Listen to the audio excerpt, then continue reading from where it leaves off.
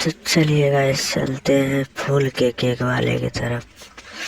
तो जैसे कि देख सकते हो हम फूल बना के रखे हैं, अब लगा देंगे। देखिए लग के तैयार हो गया है फूल। तो कैसा लग रहा है कमेंट में जरूर बताना, और ऐसे ऐसे वीडियो देखने के लिए सब्सक्राइब जरूर कर लेना, जिससे कि आप सबके लिए हम ऐसे ऐसे केक लाते रहेंगे। तो देखिए कितना प्यारा लग रहा है, चॉकलेट केक था वो।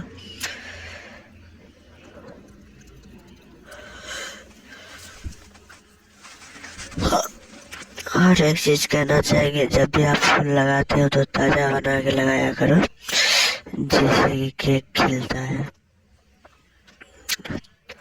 और वीडियो देखने के लिए थैंक्स।